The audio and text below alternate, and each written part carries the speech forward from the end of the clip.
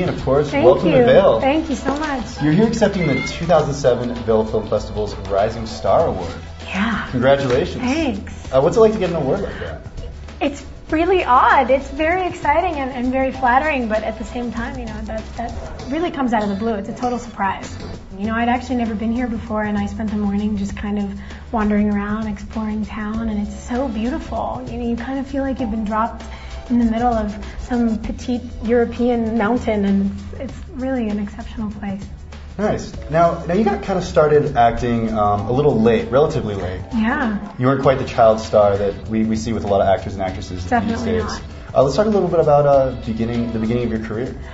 It was one of those things. My parents were always incredibly supportive of it, but they also said, you've got to finish school and you've got to go get an education. So I really worked during spring break or during my summer breaks from college, and I definitely drove my manager and my agent crazy. They're going, "You're the only client we have who treats her career like an extracurricular activity." And I'm like, "Well, it is. Sorry."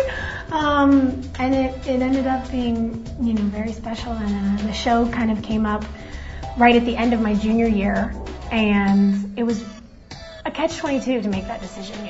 Do I stay? I only have one more year in college, or do I go? And actually, one of my advisors said, "Are you crazy? Go. You're almost done. All your friends are seniors. They're graduating. You're not going to miss anything. You can come back whenever you want." So I went out to North Carolina, and the rest is kind of history. And you don't regret that decision at all? No. It worked out perfectly, and it's the truth. All of my girlfriends at USC were a year older than me. So they all graduated, and I kind of felt like I graduated. And, there were a couple people that I left behind, but I stayed in touch with. So at some point, maybe I'll go back, but I'm still a school nerd. I'm still a bookworm. I can't get through a week without reading something.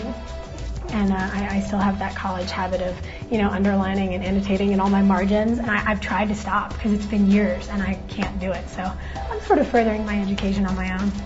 Well, that all sounds good. I can definitely relate to that, the college bug.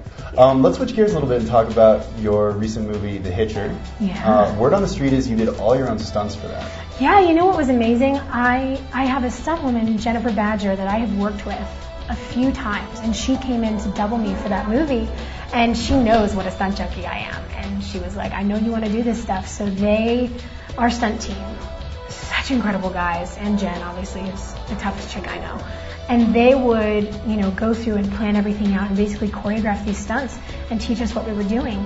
And there's actually only 2 split-second shots in the entire movie that aren't me. So I'm really proud of that. That's cool. I got beaten and burned and scarred and thrown into things and out of things and crashed in cars, and it was really, really exciting. All right, Sophia, last question. What do we have to look forward to?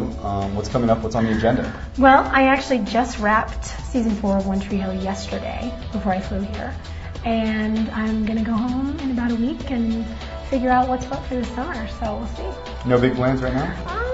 A couple things on the burners, but not really allowed to leak it yet. No hints either. No hints. Well, we'll definitely be looking for you, and thanks so much for joining us on Thank TV. you. So nice Great to see you. Thanks.